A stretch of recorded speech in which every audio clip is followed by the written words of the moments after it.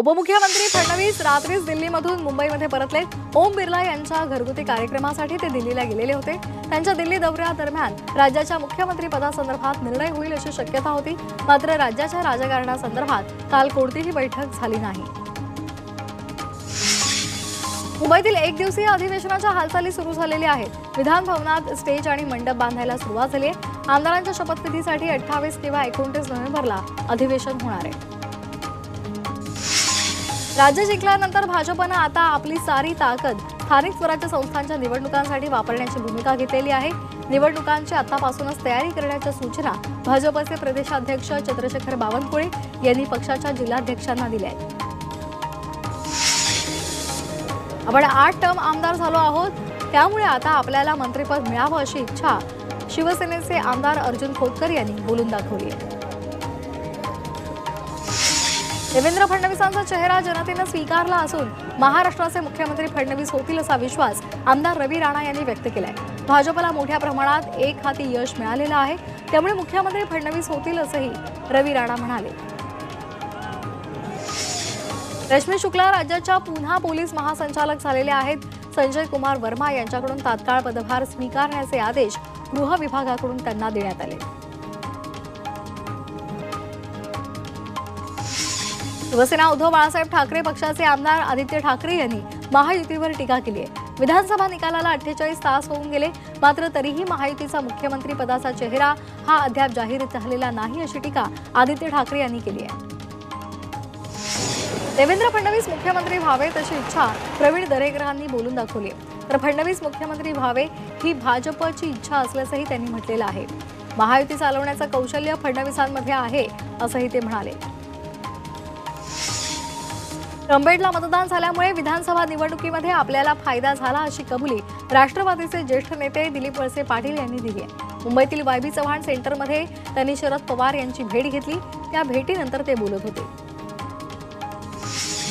सत्ता स्थापनेनंतर महायुती लाडकी बहीण योजनेची रक्कम वाढवण्यासंदर्भात पहिला निर्णय घेणार अशी माहिती शिवसेनेचे नेते संजय शिरसाट यांनी दिली आहे। तसंच येत्या हिवाळी अधिवेशनामध्ये योजनेची रक्कम वाढवण्याची तरतूद केली जाईल असंही ते म्हणाले।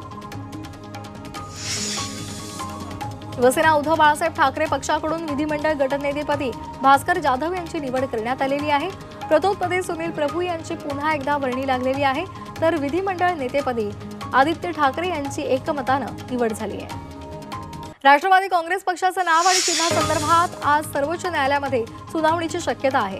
राष्ट्रवादी पक्ष नाव आणि चिन्हासंदर्भात विधानसभा निवडणुकीनंतरची ही पहिली सुनावणी आहे, त्यामुळे राज्यामध्ये झालेल्या विधानसभा निवडणुकीनंतर आज सुप्रीम कोर्ट काय निर्देश देतं हे पाहणं महत्त्वाचं असेल।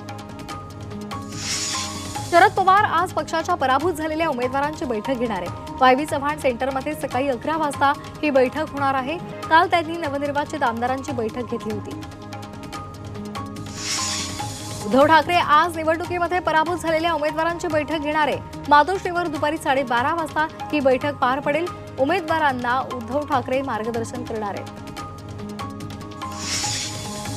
काँग्रेसच्या नवनियुक्त आमदारांची 27 आणि 28 नोव्हेंबरला बैठक बोलावण्यात आलेली आहे। या बैठकीमध्ये काँग्रेस विधिमंडळ गटनेता निवडला जाईल अशी माहिती मिळते।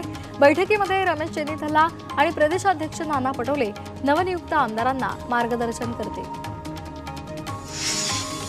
केंद्रीय राज्यमंत्री मुरलीधर मोहोळ यांनी दिल्लीमध्ये अमित शहा यांची भेट घेतलेली आहे। विधानसभेच्या निकालाबद्दल अमित शहा आणि मोहोळ यांच्यामध्ये चर्चा झाल्याचं कळतंय।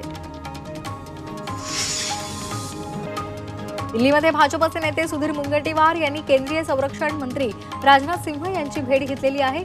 दिल्लीत दोन्ही नेत्यांची चर्चा झालेली आहे।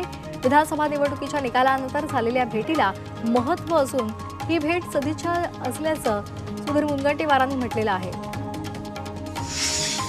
सत्यजित तांबे यांनी अजित पवार यांची भेट घेतली। अजित पवार यांच्या देवगिरी बंगल्यावर त्यांची भेट झाली। सत्यजित तांबे हे विधान परिषदेचे अपक्ष आमदार आहेत। सत्यजित तांबे यांच्यासोबत सिंदखेड राजा मतदारसंघाचे आमदार मनोज कायंदे सुद्धा उपस्थित होते। विधानसभा निवडणूक लागल्यानंतर निकालानंतर महाराष्ट्राला केंद्र सरकारनं गिफ्ट दिले। मनमाड जळगाव रेल्वे मार्गाला केंद्रानं परवानगी दिलेली आहे।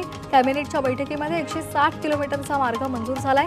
एकूण 3 मोठ्या रेल्वे प्रकल्पांना मंजुरी मिळाली आहे। सप्तशृंगी घाट रस्ता 9 जानेवारीपर्यंत बंद राहणार आहे। दरड प्रतिबंधक कामांसाठी प्रशासनाने हे आदेश काढलेले आहेत। सोमवार, बुधवार, गुरुवार सकाळी 6 वाजल्यापासून दुपारी 11:30 वाजेपर्यंत हा घाट रस्ता वाहतुकीसाठी बंद असेल।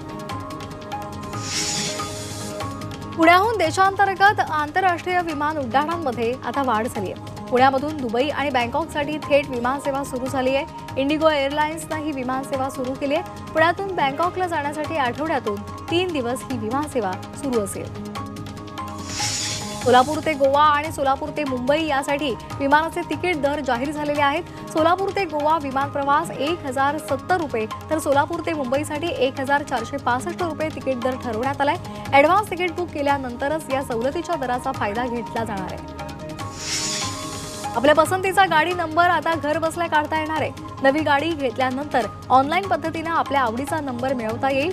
आरटीओ कडून लवकरच ही सेवा राज्यभरात सुरू केली जाणार आहे। 26/11 मुंबई दहशतवादी हल्ल्याला आज 16 वर्ष पूर्ण झालेली आहेत।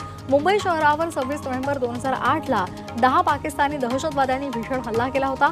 या हल्ल्यानं संपूर्ण मुंबईला हादरवून सोडलेलं होतं। या हल्ल्यामध्ये अनेकांनी आपला प्राण गमावला होता। मुंबईतील हवेच्या गुणवत्तेमध्ये सातत्याने घसरण झालेली आहे। हवेचा गुणवत्ता निर्देशांक 187 ते 194 दरम्यान पोहोचलाय। त्यामुळे श्वसन विकार असलेल्या नागरिकांनी काळजी घेण्याचं आवाहन केलेलं आहे। दिवाळीपासून मुंबईतील हवेच्या गुणवत्तेमध्ये सध्या पातळी असमाधानकारक स्थितीमध्ये आहे।